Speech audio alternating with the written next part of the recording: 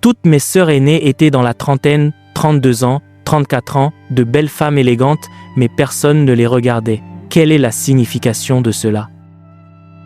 Chaque vrai chrétien est un homme de prière. Allez l'écrire quelque part. Et si vous ne priez pas, votre christianisme est encore faux. Croyez-moi, vous n'avez tout simplement pas encore fait face à une circonstance qui le révélera. Mais le jour où la circonstance qui révélera à quel point vous êtes faux arrivera, vous tomberiez. Je vous le dis, ce sont des systèmes d'assurance pour une vie pieuse. La manière dont la vie de Dieu fonctionne en vous, c'est de se ventiler à travers la prière. Et vous ne pouvez pas vous empêcher de prier. Vérifiez l'écriture de la Genèse à l'Apocalypse. Quiconque s'est tenu pour Dieu était un homme de prière. Il est dit que, à partir des jours d'Enoch, les hommes commencèrent à invoquer le nom du Seigneur. Genèse chapitre 4, verset 26. Et cela s'est poursuivi ainsi. Noé trouva grâce aux yeux de Dieu et vous pensiez qu'il avait de la chance. Puis, vous arrivez à Genèse chapitre 8, versets 20 à 22, et il est dit que Noé bâtit un autel. Abraham sortit de ce pays et vous vous dites « Ah, il avait de la chance, il était spécial. » Et puis vous allez dans Genèse chapitre 12, verset 6. Abraham entra à Béthel et il éleva un autel. Genèse chapitre 12, verset 7. Il éleva un autel. Genèse chapitre 13, verset 18. Il vint à Mamré et il éleva un autel. Vous saurez alors qu'une constante que vous trouverez chez chaque personne authentique à travers les générations était la prière. Et quand Jésus le Seigneur lui-même est venu, il a prié la prière. Il a vécu la prière. Et c'est ainsi qu'il a terminé son œuvre. Même sur la croix, mon Seigneur et mon Dieu, il était connecté. Mon Seigneur et mon Dieu. À chaque étape, la prière. Le Saint-Esprit est venu l'annoncer. Celui-ci est mon fils bien-aimé. Pensez-vous qu'il allait coudre un nouveau costume? N'étiez-vous pas là? N'étiez-vous pas au Jourdain? C'est de moi qu'on a parlé? Non, il est allé dans le désert pendant 40 jours, dans la prière et le jeûne, il est retourné à la synagogue. Vous pensez qu'il s'est réveillé simplement ainsi? Prière, prière. À chaque étape du chemin, il quittait une campagne d'évangélisation et vous pensiez qu'il allait dormir, mais c'était la prière. Jésus se retirait d'une foule d'évangélisation et allait directement dans la chambre prier jusqu'au lendemain matin et vous vous demandez ce qu'il y a dans cette chose que vous faites. C'est là que la vie du croyant est cachée, elle est sur l'autel. Dieu la cachera là. Beaucoup de parleurs mais peu de gens qui prient. C'est pour cela qu'il n'y a rien à montrer. Quand je suis allé au camp de rédemption, j'ai dit d'accord, j'ai juste 2 sessions. Quand j'aurai fini, je verrai le serviteur de Dieu et je partirai. Ils m'ont dit qu'il venait d'atterrir d'Israël hier et qu'il ne sortirait pas avant le jour de sa prédication. Vous savez où il est allé? Il est allé directement dans la salle de prière à l'âge de 82 ans. Et il y a prié jusqu'au jeudi. Quand il est arrivé le mardi, il est entré et est allé directement dans la salle de prière. Même sa femme sait qu'elle doit attendre. Et il est resté là jusqu'au jeudi, jour où il devait prêcher. Il est sorti, a pris une douche et est allé à l'autel. Et vous vous demandez pourquoi vous les pensez invincibles. Quand vous vous cuisez à partir de l'autel, lorsque vous arrivez, chaque démon le sait. Ils savent qui porte le feu. Ils le savent. S'il y a une chose que les démons savent, c'est qui porte le feu. Et quand vous vous présentez, vous n'avez pas besoin de faire du théâtre. Quand vous parlez, votre parole devient comme une verge. La prière est l'une des plus grandes responsabilités d'un chrétien authentique. Je languissais dans l'obscurité pendant une année entière. Mon salaire total était de 300 000. Comment survis-tu? Après 1 mois de travail acharné, il me payait 25 000. En fait, je suis passé d'une école à l'autre. Mon salaire est passé de 22 000 à 25 000. Pendant ce temps, je suis le fils aîné parce que mon autre frère est décédé. Mon père est à la retraite. Alors je vois. Savez-vous combien de personnes dépendent de moi? Si je vous disais combien de personnes paient leurs frais de scolarité à l'université, vous seriez choqués. Si je vous disais combien de personnes Je dois aider avec une allocation mensuelle. Vous seriez choqués. Comment 25 000 peuvent-ils faire cela? Un jour est venu où je m'assis à ma table de chef de département de chimie. Pouvez-vous imaginer un chef de département de chimie gagnant 25 000 et parfois vous devez ajouter la physique et les mathématiques parce que l'école n'a pas d'enseignants?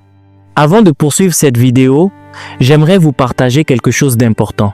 Si vous désirez aller plus loin avec Dieu et découvrir ce qui a réellement fait la différence dans la vie des grands généraux de la foi, je vous invite à vous procurer mon livre « Les généraux de Dieu ». Vous y découvrirez leurs habitudes spirituelles, les secrets de leur consécration, leur parcours, les sacrifices qu'ils ont consentis, comment la puissance de Dieu s'est manifestée dans leur vie et surtout les principes bibliques que vous pouvez appliquer dès aujourd'hui pour marcher, vous aussi, dans une relation plus profonde avec Dieu. Le lien se trouve dans la description de cette vidéo. Je suis convaincu que ce livre sera une véritable bénédiction pour votre vie spirituelle. Maintenant, revenons à notre enseignement. Et parfois, en un mois, le nombre total d'heures où je parle est de 18 heures à raison de 40 minutes. J'enseigne à 4 ou 5 classes chaque jour en accumulant les heures. Et quand je termine, le salaire est de 25 000. Je finis par payer ou donner 12 000 et je rentre chez moi avec 13 000. Je retire la dîme de 25. Ce qu'il me reste, c'est environ 9 000 et quelques. J'ai dit non, on ne change pas son monde ainsi. Je me suis alors retiré dans mon lieu secret et cette année-là, chaque mois, je faisais un jeûne de 21 jours. Je me reposais pendant 9 jours. Je refaisais un jeûne de 21 jours. Je me reposais pendant 9 jours. Je refaisais un jeûne de 21 jours. J'arrivais au bureau, j'écrivais mon nom. Quand j'avais fini d'enseigner, je me fermais à clé dans le bureau. Juste au fil des années, j'ai dévoré chaque livre de Kenneth Hagin, chaque livre de W. Kenyon, tout de Andrew Wommack, tout du Bishop Oyedepo, pendant 24 heures. Le seul moment où vous me voyez loin de la présence de Dieu, c'était quand j'enseignais. Je rentrais chez moi, je fermais la porte à clé. Et parce que tous ceux qui étaient pertinents m'avaient imposé les mains, j'entends qu'il y a une conférence à Lagos, j'y vais. J'entends qu'il y a une conférence à Wari, j'y vais. Nommez-les tous, tous les grands noms m'ont imposé les mains, mais la semence restait là. Elle ne germait jamais. Que se passe-t-il ici? Le diable avait construit une haie. J'ai alors compris que c'était chacun pour soi. Chacun doit se réveiller au jour de sa bataille. Parce que la Bible dit que si tu faiblis au jour de la bataille, c'est pas parce que Dieu n'existe pas, c'est parce que ta force est petite. Et j'ai dit, merci Dieu pour l'impartation du pasteur Chris, merci Dieu pour l'impartation du bishop David Oyedepo, merci Dieu pour l'impartation de Maurice Cerullo, merci Dieu pour l'impartation de tous les grands noms du corps du Christ. Je dois trouver mon autel et chaque mois, 21 jours de jeûne. Quand j'ai rencontré Todd White, je l'ai pris dans mes bras, il a prié pour moi, je pensais que mon monde allait exploser. J'ai rencontré, comment s'appelle-t-il, Randy Clark, c'était l'apôtre qui a mobilisé Ed Beck pour changer notre monde. Il m'a imposé les mains, il a dit « Marche dans la gloire, agneau ». Les impartations reposaient, les manteaux étaient accrochés, les semences étaient déposées, jusqu'à ce que Dieu me montre un passage biblique. Paul a dit à Timothée « Ce mandat que je te confie, ô Timothée, c'est que tu ravives la flamme du don de Dieu qui est en toi par l'imposition des mains du collège des anciens. » Alors j'ai dit, mon Dieu, c'est donc moi qui ai retardé Dieu. J'ai ajouté le jeûne, j'ai ajouté l'adoration, j'ai ajouté la prière. Parfois, je me réveille vers minuit, je prie jusqu'à 5 heures du matin, tout le voisinage tremble. Et quand je prie, parfois je suis si chargé que je dis, diable, où es-tu? Montre ton visage. Pourquoi te caches-tu? Je suis prêt. Voyez-vous, parfois nous devenions comme fous. Je testais tout. Je voyais de l'eau dehors, la pluie tombe, je n'ai pas le temps d'aller en acheter, il n'y a pas de temps. Alors la pluie tombe, de l'eau reste dehors pendant plusieurs jours. J'étais tellement intoxiqué que je la bénissais et disais « Béni soit-elle bois ». Rien ne peut toucher ce gars qui était devenu un mur de feu, un mur de feu. Et au moment où nous sommes entrés, en septembre, les cieux ont commencé à bouger. C'est alors que j'ai compris ce que dit la Bible. Quand les nuages sont pleins de pluie, ils se vident sur la terre. Pendant ce temps, pour vous, pendant 10 ans, un démon pendouille en faisant du n'importe quoi et vous n'êtes pas chargé. Vous n'êtes pas chargé. Allez vous charger. Chargez, chargez, chargez. Vous verrez ce que deviendra votre vie. Parce que le téléphone que vous avez peut être tactile, il peut aller sur Internet, il peut passer des appels, mais quand la batterie est morte, tout s'éteint. Dès que le téléphone devient chargé, le sans-fil peut fonctionner, le tactile peut fonctionner, les appels peuvent fonctionner. Ainsi, tout le potentiel du téléphone était lié à sa charge. C'est pourquoi la plupart d'entre nous assis ici devrions changer notre monde, mais nous sommes encore esclaves parce que nous ne connaissons pas la place de l'autel. Écoutez, quand vous quitterez cette réunion ce soir, dites-vous, j'ai eu assez de gens qui m'ont imposé les mains.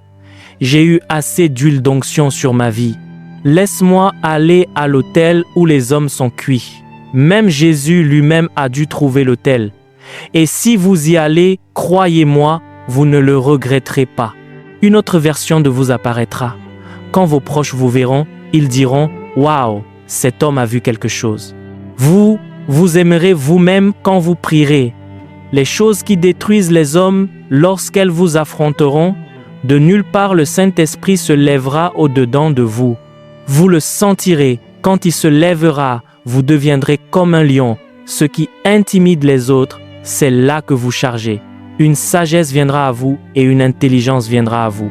Voyez, quand vous fonctionnez ainsi, vous allez apprécier cela, vous allez l'apprécier. Passez du temps à prier. Il y a trop de potentiel tourmenté, c'est pourquoi il est dit « Réveille-toi, réveille-toi, toi qui dors ». On dit que le Christ t'éclairera. Tout ce dont vous avez besoin, c'est d'investir du temps sur l'autel. Quand vous priez, les princes peuvent être jugés, des lois peuvent être écrites et votre destinée peut prendre vie. Ne vous permettez pas de vivre à la merci de quiconque ou de quelque esprit que ce soit. Le Christ nous a donné la victoire. Vous devez insister dessus sur l'autel.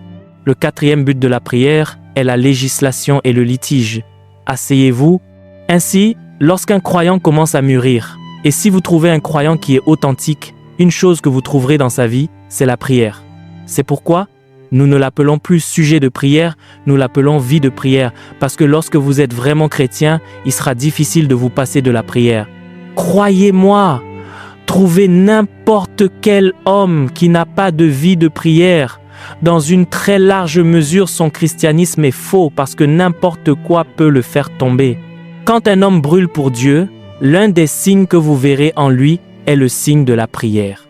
Et quand un homme commence à tomber de la grâce, le premier signe que vous remarquerez est que la prière sera retirée.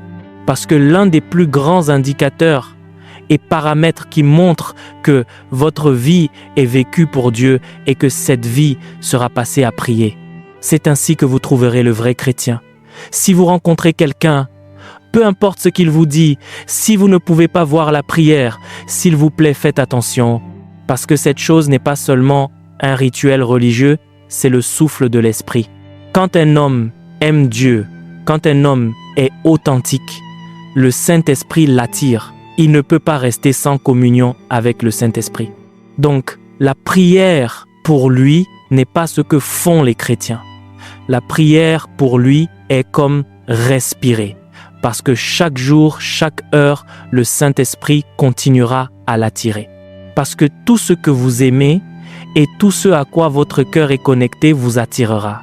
Et ainsi, quand vous trouvez un chrétien qui s'adonne à la prière, sachez que au-delà de ce que vous voyez, il y a une force à l'intérieur de lui qui continue de le tirer vers l'autel. L'homme parlait dans le Cantique des Cantiques, chapitre 1, verset 1, et il a dit de nous baiser. Allez au verset 2. Il a dit qu'il me baise des baisers de sa bouche. Cette personne, au fait, il n'y a pas vraiment de nous dans cette équation. C'est une réalité profondément ancrée de l'âme. Il a dit baise-moi des baisers de sa bouche, car ton amour est meilleur que le vin. Donc ce qui pousse cet homme à prier, est une union et une intimité profonde. C'est l'amour qu'il a expérimenté de son roi qui l'attire. Il n'a pas dit « parce que tu as promis quelque chose », il n'a pas dit « parce que je veux faire bonne impression ». Il a dit que la raison pour laquelle je continue à demander, et le mot « baiser » ici, n'est pas une expression sensuelle, il parle de passion. Enflamme-nous de tes feux, parce que ton amour est meilleur que le vin. Et il est allé plus loin au verset 3. Voyez ce que le gars dit?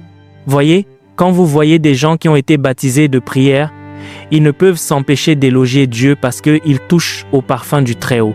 Il a dit, à cause de l'odeur de tes parfums, de bonne odeur. Il a dit, ton nom est comme un parfum qui se répand.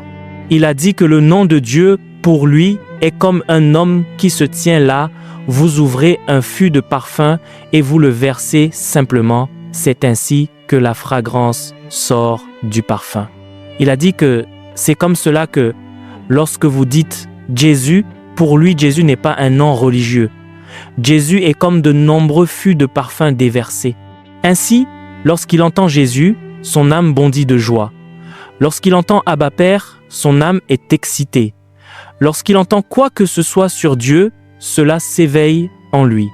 Et ainsi, il ne peut pas passer un moment sans prière. Parce que pendant qu'il marche au marché, il se souvient de Dieu. Quelque chose le réveille. C'est comme la passion. La passion est plus profonde que la passion que vous avez pour une femme. Lorsqu'il entend parler de puissance, lorsqu'il entend parler d'onction, lorsqu'il entend parler de miracle, lorsqu'il entend parler de miséricorde, lorsqu'il entend parler de Jéhovah, quelque chose se réveille à l'intérieur de lui. Il ne se souvient donc pas qu'il est au marché, il ne se souvient pas qu'il est au bureau. En ce qui le concerne, tout ce qui touche à Dieu est une fragrance pour lui. Et vous devez répondre, si 10 personnes passent à côté de vous en portant une eau de Cologne forte, vous savez que vous devez parler. La chose a un moyen de capter votre attention. C'est donc ainsi que l'attention de l'homme spirituel est captée, en libérant la prière. Il a dit que le feu sur l'autel ne doit pas s'éteindre. Le prêtre doit y mettre du bois chaque matin. Assurez-vous que la parole soit éclairée par le feu. Ce feu vient de l'autel. Quand vous étudiez, quand vous méditez, ajoutez-y du parler en langue. Ajoutez-y du parler en langue pour que celui qui est la parole parle à vos oreilles. C'est ce qui apportera la distinction à votre destinée. Allez demander à chaque champion, ils vous diront « Dieu m'a dit ». Tout le monde a une parole actuelle. C'est ce qui définit votre destinée. Si vous ne l'avez pas saisi, votre destinée sera sans direction et vous serez confus même avec les nombreux versets de l'Écriture que vous avez dans la tête. Ainsi, la deuxième chose que fait la prière, c'est qu'elle vous donne accès à la parole actuelle. Je peux vous dire à chaque niveau de ma vie ce que Dieu m'a dit. Je ne suis pas venu ici par hasard, je suis venu ici en entendant. Quand vous priez, vous exercez votre esprit afin que tous vos potentiels puissent trouver leur expression. Chaque croyant est rempli de potentiels énormes. Je vous ai enseigné ici auparavant, nous tous assis ici, nous avons le Saint-Esprit et donc par extension, les 9 dons de l'Esprit se manifestent à travers nous. Parce que lorsque nous parlons du don de l'Esprit, ce n'est pas que le Saint-Esprit donne la foi, donne ceci. Non, il manifeste différemment. Le don de l'Esprit est en fait appelé le charisme du Saint-Esprit. Ainsi, de la même manière que vous trouvez un joueur de football où l'un fait le tacle dur et l'autre fait autre chose, toutes ces choses sont du charisme. Ainsi, la parole de connaissance est un charisme de l'esprit. La parole de sagesse est un charisme. La guérison est un charisme. Le Saint-Esprit coule donc à travers vous selon celui auquel vous laissez de la place. Le don n'est pas la guérison. Ce n'est pas la parole de connaissance. Le Saint-Esprit est le don. Mais les 9 sont renfermés dans le Saint-Esprit et ils sont en réalité plus de 9. Ainsi, tout le monde assis ici a la capacité de manifester tous les dons de l'Esprit. Deuxièmement, vous avez une onction sur votre vie qui devrait vous faire accomplir de grands actes. Dans Actes chapitre 10, verset 38, il est dit comment Dieu a oint Jésus du Saint-Esprit et de puissance. Dans Actes chapitre 1, verset 8, il est dit que vous aussi, d'ici peu de jours, vous serez oints du Saint-Esprit et de puissance. C'est donc la même onction qui était sur Jésus qui est sur votre vie. Et puis, la foi de Jésus est la même foi que vous avez. 2 Pierre chapitre 1, verset 1 s'est adressé à nous. Il a dit que nous avons reçu une foi de même prix. Et dans Galates chapitre 2, verset 20, Paul a dit « J'ai la foi du Fils de Dieu ».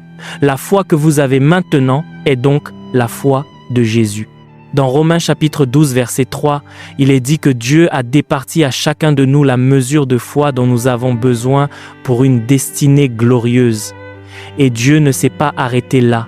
Vous avez la vie de Jésus, la vie même qui animait Jésus. C'est la vie que vous avez.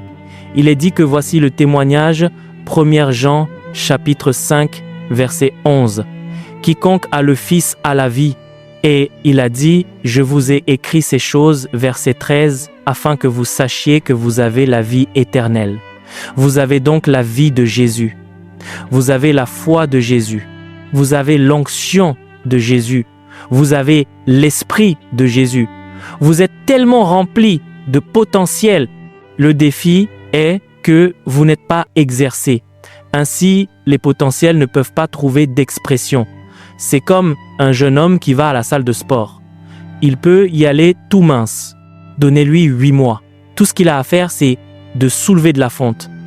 En soulevant de la fonte, il met de la pression sur le muscle. Il met de la pression sur le muscle. Au bout d'un moment, les muscles deviendront fermes. Un de mes amis, qui est footballeur, est venu chez moi et m'a dit « Ah, pourquoi es-tu mou comme ça ?» J'ai dit « Que veux-tu dire ?» Il m'a touché, il a dit « Ah non, ça c'est de la mie de pain. Est-ce la peau d'un homme ?» J'ai dit « Que veux-tu dire ?» Il a dit « Touche-moi. » Quand je l'ai touché, son corps était dur comme un parpaing. Je me suis alors touché moi-même, c'était vrai. Mon corps était comme de la mousse. Ah, il a dit « Touche mon estomac. » Quand j'ai touché, son estomac était comme du béton. J'ai dit « Qu'est-ce que c'est que ça ?» Il a dit « Attends, laisse-moi te montrer. » Il s'est alors assis dans une posture, a suspendu sa jambe et sa main, puis il a dit « Fais-le ». Je l'ai fait pendant 5 secondes et je suis tombé. Il a dit « Mets de la pression, mets de la pression ». Ainsi, quand il soulève de la fonte, lorsqu'il meurt sur le tapis de course, ils mettent de la pression sur les poumons et ils mettent de la pression sur les muscles. C'est ce qu'on appelle la forme cardiovasculaire et la forme cardioculaire. L'une durcit vos muscles, l'autre durcit vos poumons et vos vaisseaux sanguins, de sorte que vous devenez comme une barre de fer. Et si vous le faites pendant 8 mois, pendant 1 an, pendant 2 ans, lorsque vous ressortez, on ne vous reconnaîtra plus. Les gens qui essayaient de vous intimider auparavant, tout ce que vous aurez à faire, c'est d'enlever votre chemise et de vous montrer. Quand ils verront ce qui se passe, ils sauront que vous êtes allé quelque part. Vous êtes un homme changé. Pourtant, tout ce potentiel était là, mais il aura fallu soulever des métaux pour y mettre de la pression. C'est pourquoi la Bible dit dans 1 Timothée chapitre 4, verset 8, que l'exercice corporel est utile à peu de choses, mais la pieuse dévotion est utile car elle a la promesse de la vie présente et de celle qui est à venir. Et l'une des dimensions de la piété qui vous édifie dans Jude, verset 20, dit « Vous édifiant vous-même sur votre très sainte foi, priant par le Saint-Esprit ». Quand un chrétien commence à prier, c'est comme si il était entré dans une salle de sport où vos sens spirituels qui dormaient là, dedans s'éveillent. Après 3 mois, les sens vont commencer, l'antenne va sortir. L'antenne sortira après 6 mois, vous commencerez à capter des fréquences. Vous qui demandez comment Dieu parle aux hommes, personne ne vous l'enseignera, on n'introduit pas les hommes à cela. Un jour viendra où, comme Samuel, vous serez couché sur l'autel lorsque la lampe divine s'éteindra et vous entendrez une voix appeler votre nom. Même si vous ne savez pas que c'est Dieu, vous l'entendrez. Vous ne pourrez pas le nier parce que quelque chose vous sera arrivé. Vos potentiels et propensions spirituelles auront été éveillés. Dans Matthieu chapitre 4, verset 4, il est dit « l'homme ne vivra pas de pain seulement, mais de toute parole qui sort de la bouche de Dieu. En attendant, la parole actuelle est ce qui vous rend invincible. Ne commettez pas l'erreur de croire que si vous avez de la Genèse à l'Apocalypse dans la tête, vous serez sage. Allez rencontrer certains théologiens, vous verrez à quel point ils sont terriblement confus. Jésus a rencontré les pharisiens, ils disent « Vous citez une écriture parce que vous pensez trouver en elle la vie éternelle. » Il a dit « Mais ce sont elles qui rendent témoignage de moi. » Ainsi vous pouvez lire toute l'écriture et ne pas trouver Jésus jusqu'à ce que la parole actuelle vienne à vous. C'est ce qui donnera du sens à ce verset, c'est ce qui donnera du sens à ce chapitre. Ainsi, lorsque vous avez fini de prier, de lire, d'étudier, de méditer, vous devez ajouter la prière. Lorsque vous ajoutez la prière, ce qu'elle fait, c'est qu'elle vous donne accès à la source d'où proviennent les Écritures.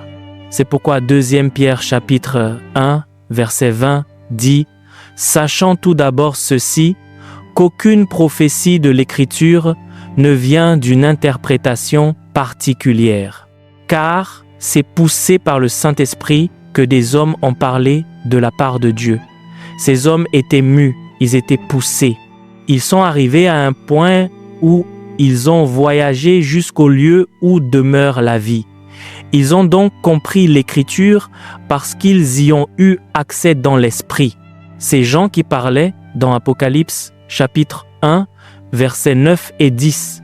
Il a dit « Moi Jean, votre frère et votre compagnon dans la tribulation, j'étais dans l'île appelée Patmos, et je fus ravi en esprit le jour du Seigneur, et j'entendis derrière moi une voix forte comme le son d'une trompette. Le gars avait lu la Bible, mais maintenant il avait besoin d'interagir avec la parole vivante. J'étais dans l'esprit le jour du Seigneur, et j'ai entendu un son comme une trompette. Il a dit, en me retournant, je suis allé là d'où venaient les Écritures, j'ai vu 7 chandeliers d'or, et au milieu d'eux, quelqu'un qui ressemblait à un fils d'homme. Même le Jésus dont il avait lu les Écritures, il l'a maintenant rencontré dans la gloire. Il ne le reconnaissait plus parce que maintenant, ce qu'il lit n'est plus le logo, il a été amené à interagir avec la parole vivante. Et Jésus a dû se présenter à nouveau. Je suis l'alpha et l'oméga. Je suis celui qui était, qui est et qui vient. Je suis celui qui était mort, et voici, je suis vivant au siècle des siècles. Et Jésus a commencé à lui expliquer, voici le mystère des 7 étoiles. Voici le mystère des 7 chandeliers. C'est lorsque la parole actuelle commence à venir que vous devenez sage, que vous devenez puissant. C'est pourquoi il ne suffit pas de vous remplir de logos. Mélangez la prière avec la parole. Ainsi, quand Dieu se lève à l'intérieur de vous, la langue est une fonction de la dimension d'intimité ressentie. Ce n'est pas quelque chose que vous répétez, même s'il prie avec son intelligence. Le fond est une fontaine. Abba Père, celui qui habite la lumière, celui qui a créé le cosmos, le roi au-dessus des cieux, celui qui monte sur les nuées, ô ta majesté. Allez lire les psaumes et voyez ce qu'est la prière. C'est une histoire d'amour, c'est une union, une intimité qui dépasse la compréhension humaine. Un homme se lève donc et dit « L'Éternel est mon berger, je ne manquerai de rien. Il me fait reposer dans de verts pâturages, il me dirige près des eaux paisibles. Il restaure mon âme, il me conduit dans les sentiers de la justice. Quand je marche dans la vallée de l'ombre de la mort, je ne crains aucun mal, car tu es avec moi. Ta houlette et ton bâton me rassurent. Tu dresses devant moi une table en face de mes adversaires. Tu enduiles ma tête et ma coupe déborde. Oui, le bonheur et la grâce m'accompagneront tous les jours de ma vie et j'habiterai dans la maison de l'Éternel jusqu'à la fin de mes jours. C'est une union, c'est de l'amour. Imaginez combien, pour ceux d'entre vous qui comprennent les figures de style, voyez les expressions dramatiques, voyez ce que le gars tirait. Il l'a appelé Seigneur, il l'a appelé berger, il l'a appelé restaurateur de son âme, il l'a appelé son protecteur, il l'a appelé son honteur. Comment obtenez-vous ces inspirations? Parce que ton nom est comme un parfum qui se répand. Vous ne pouvez donc que répondre par la prière, la prière, la prière. Oh mon Dieu, pas étonnant que les apôtres aient dit dans Actes chapitre 6, verset 4. Nous ne pouvons pas faire autre chose. La prière nous a transformés. Lorsque nous avons rencontré ce Dieu, quelque chose est venu à la vie au-dedans de nous. Alors même quand nous sommes au marché, nos pensées sont sur lui. Quand nous sommes au travail, nos pensées sont sur lui. Alors ils ont dit, la seule chose que nous pouvons faire, c'est de nous appliquer à la prière et au ministère de la parole. Nous sommes ivres de ce Dieu. En fait, un point est venu où Paul a dit à l'église de Thessalonique, dans 1 Thessaloniciens, chapitre 5, verset 17, « Priez sans cesse ». Cette chose n'est pas une question de sujet de prière, c'est pas une question d'heure de prière, c'est un fleuve qui coule sans fin, sans fin. Parce que parfois vous arrêtez de prier avec vos lèvres, votre cœur prend le relais. Vous pensiez avoir quitté l'autel de prière, vous avez prié pendant 10 heures. Alors que vous fermez la bouche, votre chant, votre cœur commence maintenant. Vous l'entendez jusqu'à ce qu'il devienne trop fort, vous devez ajouter votre voix à nouveau. Dès que vous vous arrêtez, votre cœur prend le relais. Et puis parfois, quand vous avez fini de parler, le cœur commence à chanter. Ceci n'est pas pour une assemblée, c'est pour chaque individu. Si vous voulez arriver à ce point où il peut devenir mon Dieu, alors vous devez être prêt à voyager dans le lieu de la prière. Avez-vous vu ce qui s'est passé dans les Actes des Apôtres au chapitre 3? Lorsque Pierre et Jean sont venus au temple, la Bible dit que l'homme infirme était assis à la porte et quand il les a vus, il les a priés de lui donner de l'aumône. Et Pierre a fait une déclaration, il a dit « Regarde-nous, il y a un endroit où c'est nous, mais il y a un endroit où cela doit devenir je. » Et vous savez ce qu'il a dit? « Je n'ai ni argent ni or. » Il n'a pas dit « Nous n'avons ni argent ni or. » Il a dit « Je n'ai ni argent ni or. Mais ce que j'ai, je te le donne. » Il y a quelque chose que Dieu m'a donné. Il n'a pas dit « Nous n'avons pas, Jean sait ce qu'il a, mais moi il y a quelque chose que j'ai. » Et il a dit « Au nom de Jésus, lève-toi et marche. » Et il a levé l'homme. La force est entrée en lui parce qu'il y avait quelque chose qu'il avait. Il y avait quelque chose. N'avez-vous pas lu dans Actes chapitre 5, verset 15 ? Ils sont tous sortis de la prière, mais la Bible dit l'ombre de Pierre. Elle n'a pas dit l'ombre des apôtres. Il y avait au moins 12 apôtres. Et elle n'a pas dit que seul Pierre est sorti. Elle a dit que lorsque le temps de la prière fut terminé, tout le monde est sorti de la prière. Mais on apportait les malades et les infirmes dans les rues, pas pour que l'ombre de Barthélemy, pas pour que l'ombre de Timothée, pas pour que l'ombre de Matthieu, Jacques ou Jean tombe sur eux. Non, il est dit l'ombre de Pierre. Et il est dit que tous ceux sur qui tombait l'ombre de Pierre étaient guéris. N'y avait-il pas 12 apôtres? Mais il y a une chose appelée ce que j'ai. Il y a une chose générale que Dieu nous a donnée à tous, mais il y a un ce que j'ai. Pour que votre vie compte, vous devez vous aussi avoir votre ce que j'ai. C'est plus tard que nous avons vu que Jean aussi avait son ce que j'ai, car pendant que Pierre accomplissait des miracles, Jean excavait des mystères. Vous voyez, j'étais ravi en esprit le jour du Seigneur et j'ai vu. Jean était donc un voyant, Pierre était un faiseur de miracles, tandis que Paul était un dépositaire de la révélation. Tous étaient apôtres, mais chacun avait quelque chose. La tromperie de notre génération est de penser que parce que vous êtes dans une église de puissance, votre vie ira de l'avant. C'est de penser que parce que vous êtes dans une église prophétique, vous aurez une direction. Écoutez, l'apôtre, le prophète, le pasteur peuvent faire beaucoup, mais face aux défis actuels, tellement et si peu, que se passe-t-il?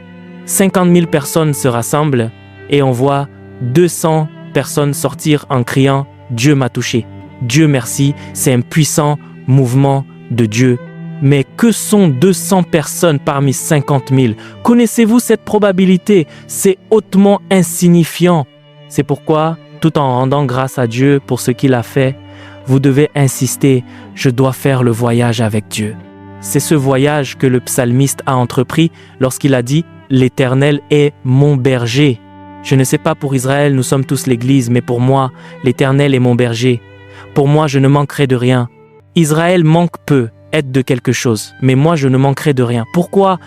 Il me conduit dans les sentiers de la justice, je marche avec lui, j'ai un voyage avec lui, je le connais par expérience.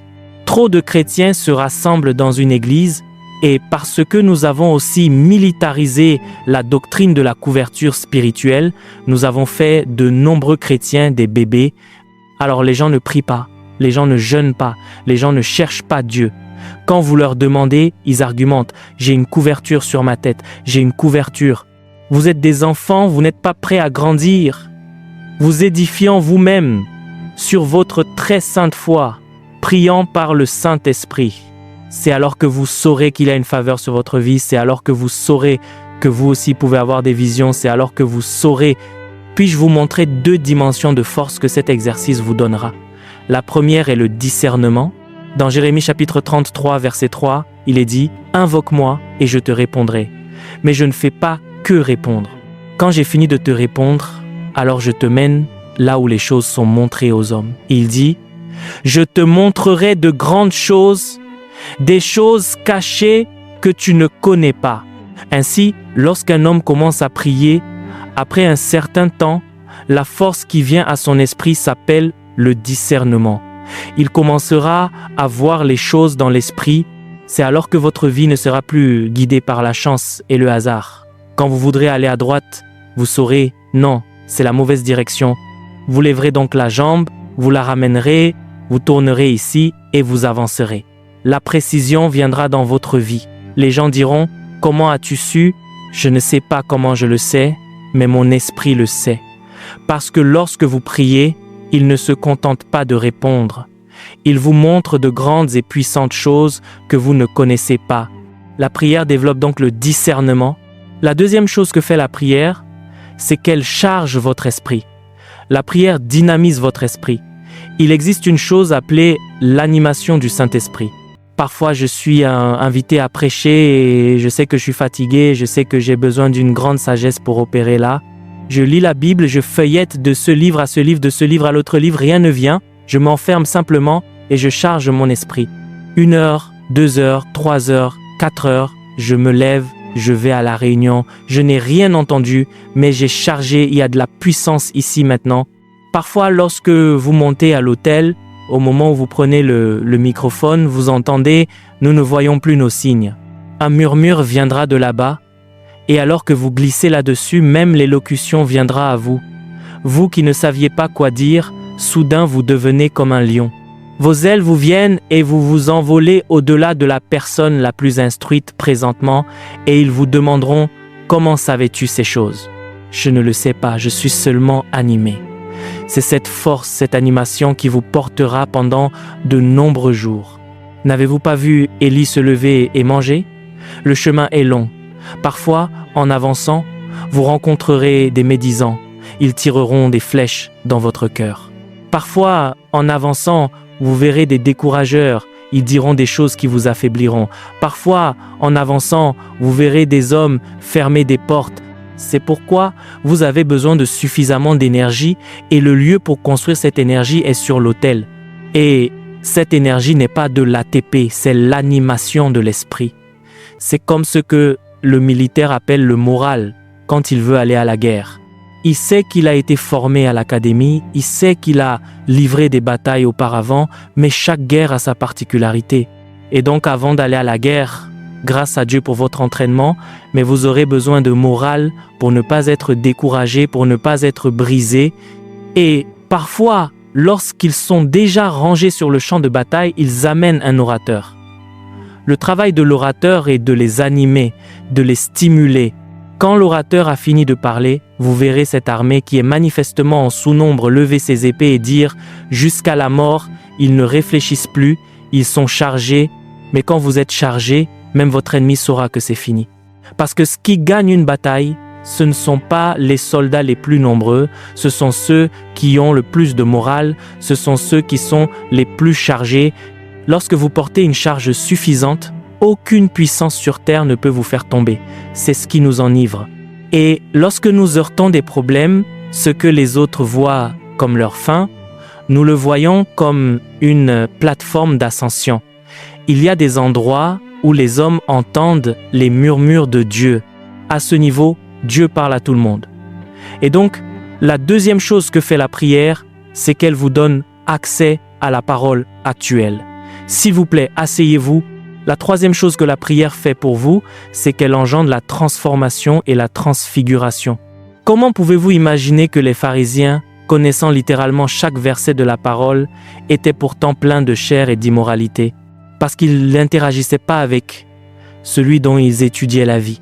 Lorsque vous commencez à prier, la transformation et la transfiguration commencent à s'opérer et Jésus nous a révélé certaines de ces choses afin que nous puissions modeler nos vies.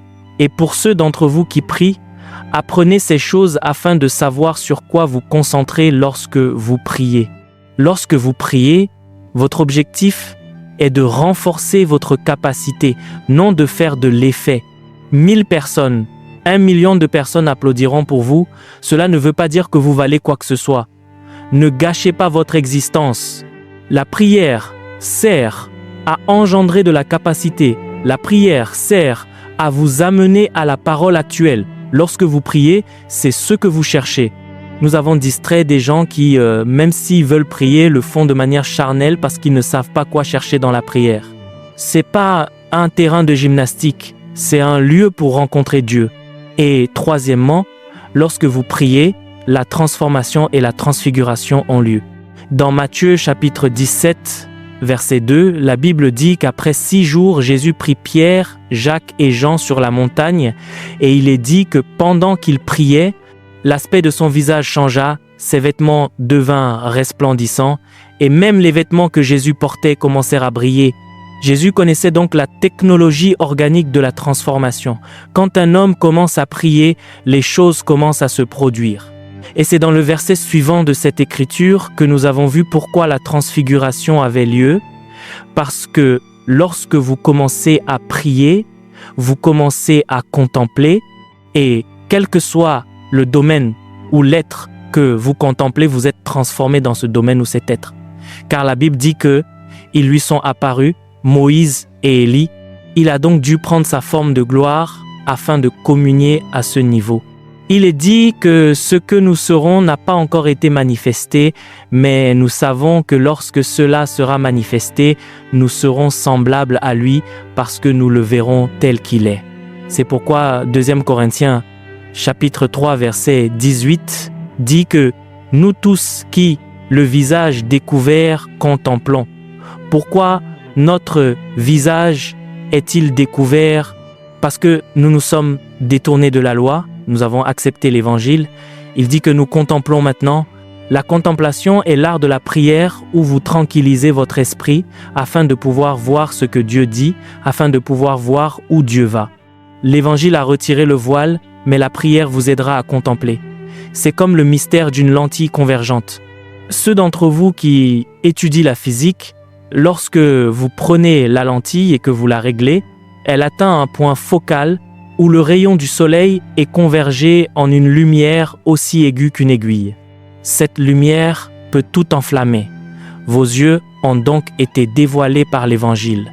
Mais si vous ne priez pas, vous ne contemplerez pas, parce que la contemplation est une technologie de prière qui ajuste votre fréquence jusqu'à ce que vous deveniez un avec la fréquence de Dieu. Et il est dit que lorsque vous atteignez cette fréquence, quelque chose se produit. Il dit que vous êtes transfiguré, vous êtes métamorphosé dans la gloire que vous voyez.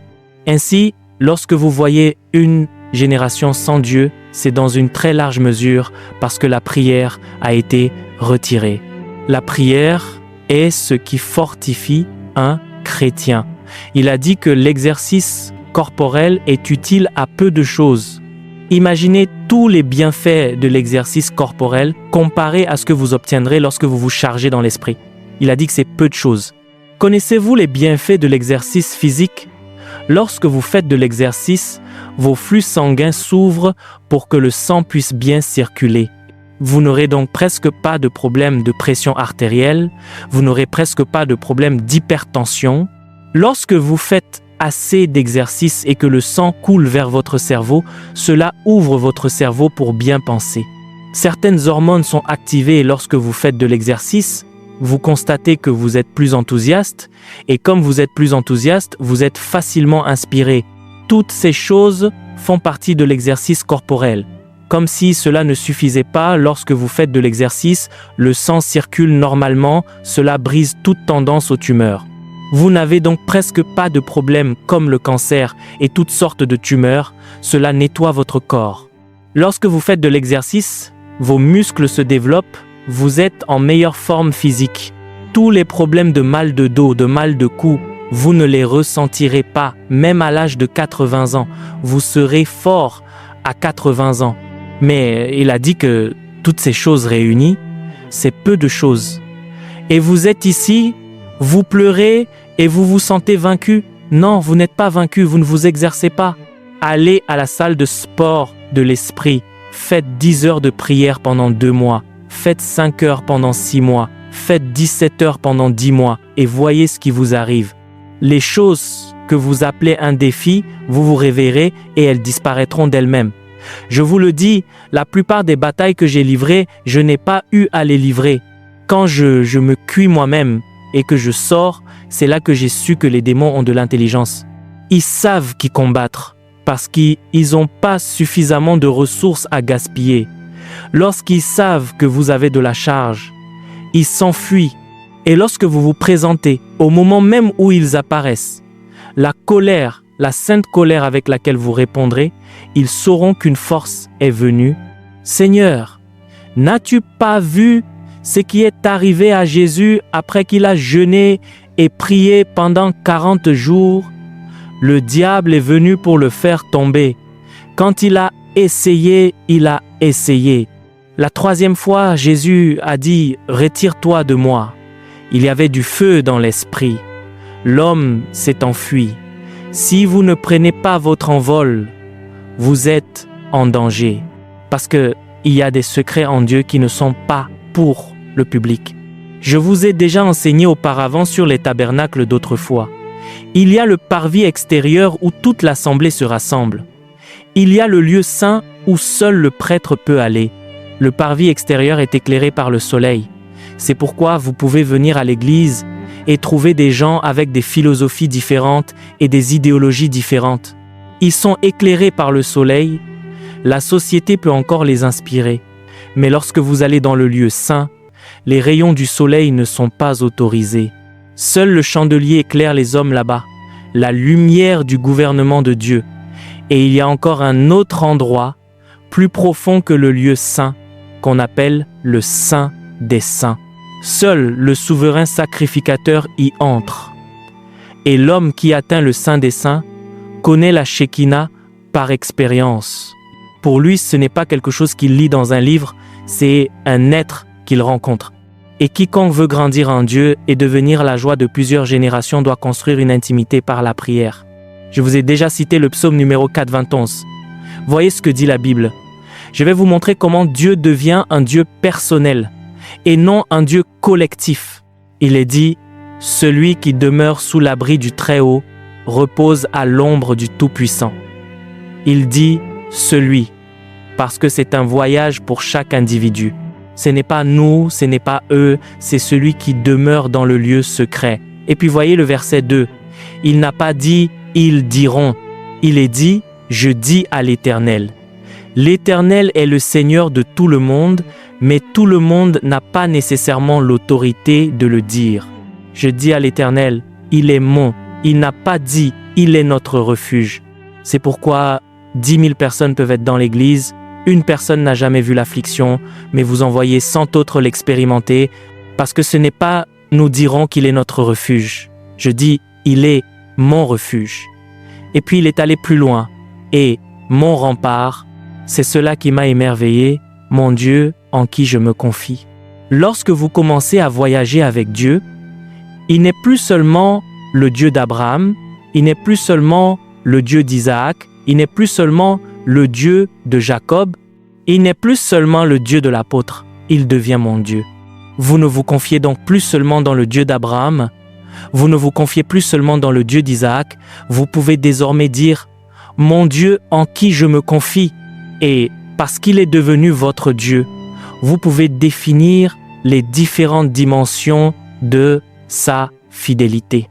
Vous pouvez savoir que cette entreprise ne peut pas s'effondrer, non pas simplement parce que j'ai cité un verset biblique, mais parce que j'ai vu mon Dieu faire preuve de tant de fidélité. Je sais donc que cette entreprise ne peut pas couler. C'est cela, le voyage de l'intimité. Il y a peu de gens qui contemplent. Nous regardons Facebook, puis nous entrons dans la pornographie, nous entrons dans toutes sortes de pratiques impies, et nous nous demandons ensuite pourquoi luttons-nous contre la masturbation. C'est ce que vous contemplez.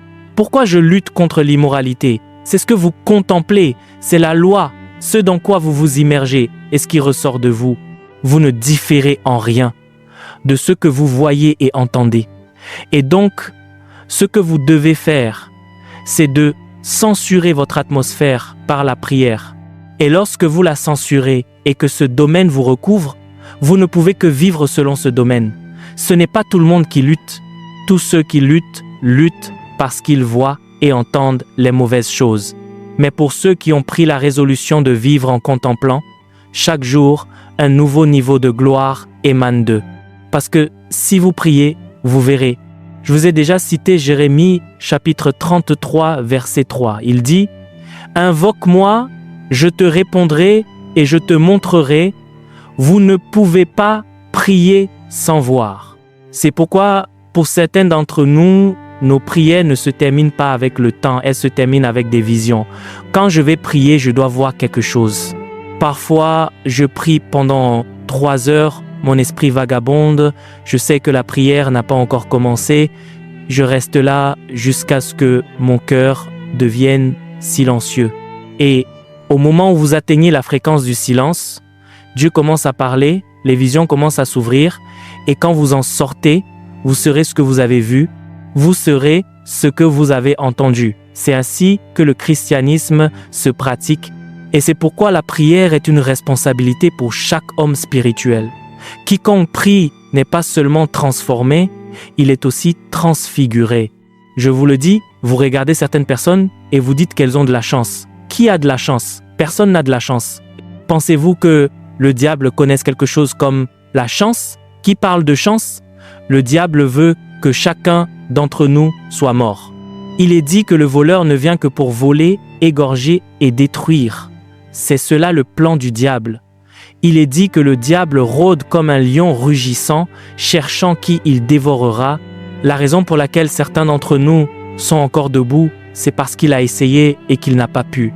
Nous connaissons le chemin de la prière. Quand nous voyons quelque chose qui n'est pas conforme à la volonté de Dieu, nous savons quoi faire. Parfois, vous fermez votre porte à clé pendant 3 jours.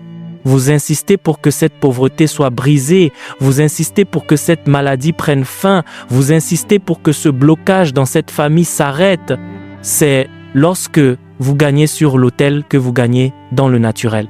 Ainsi pour nous, la prière n'est pas du théâtre. La prière n'est pas une caricature. La prière est un moyen de changer les choses. Et je peux vous dire combien de choses ont changé dans ma famille.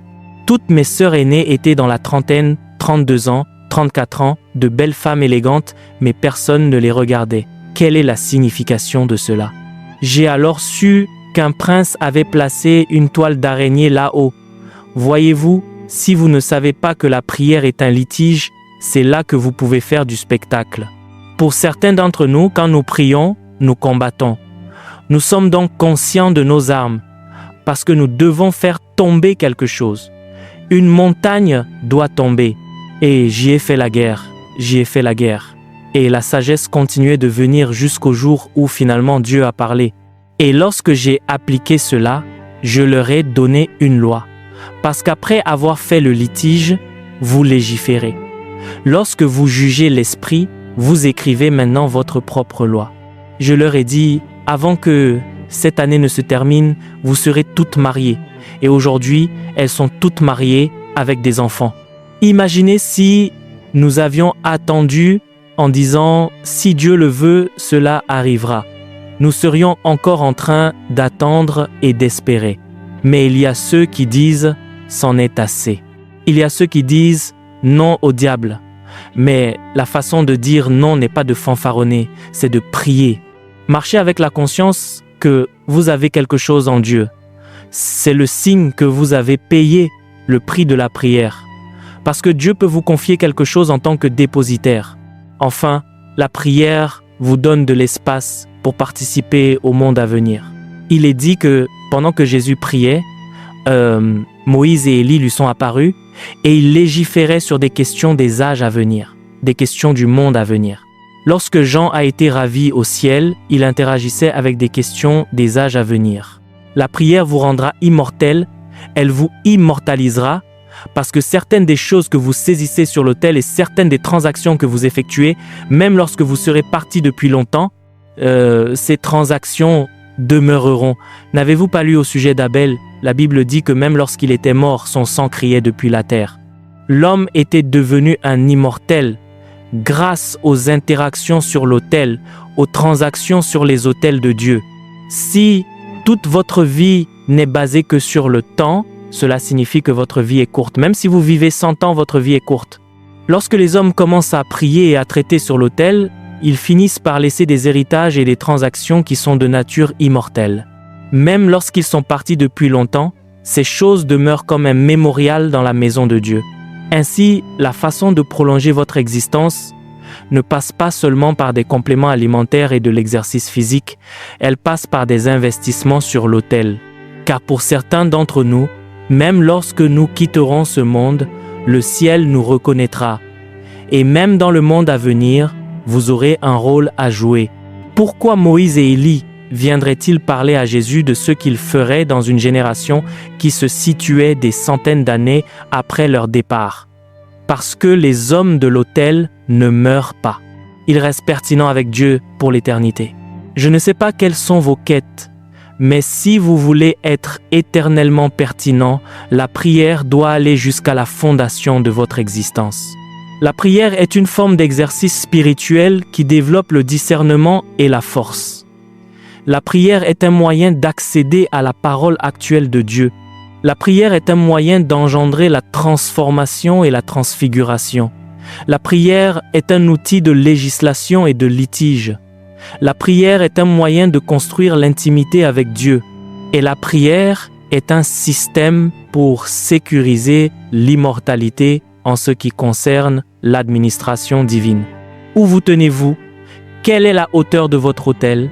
Et quel est le poids de votre consécration? C'est cela qui détermine l'essence même de votre existence. Vous savez, ce qui est malheureux chez beaucoup de chrétiens, c'est qu'ils ne prient jamais